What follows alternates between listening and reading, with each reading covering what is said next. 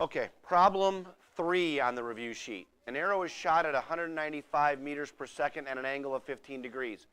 Part A, how far away does the projectile land? How far away does the projectile land? Is that a horizontal question or a vertical question?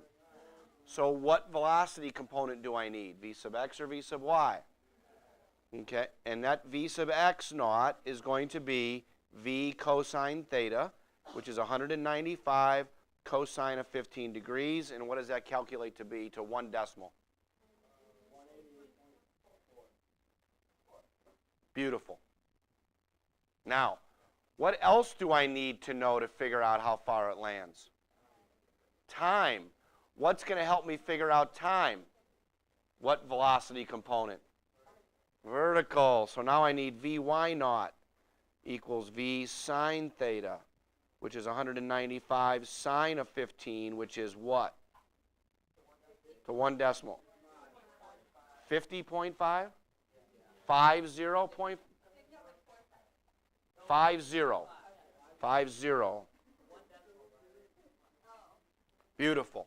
Now, time to peak. Shh, shh, shh, shh, shh. Time to the peak is going to be determined by the equation V sub f equals V naught plus GT. V sub f is 0, so it's going to be the opposite of V naught over gravity equals the T peak,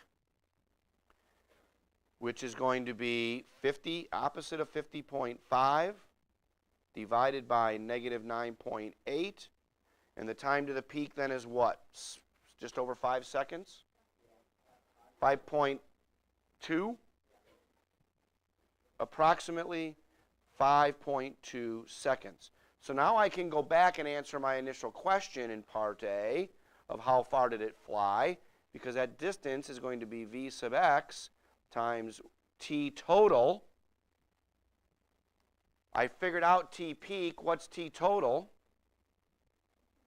2 times that, 2 times 5.2. So it's going to be 188.4 times 2 times 5.2, 2 times T peak, which ends up being what?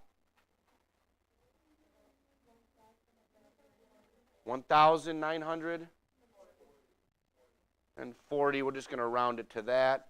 We'll deal with rounding issues later. Meters. And that's the answer to how far did it fly?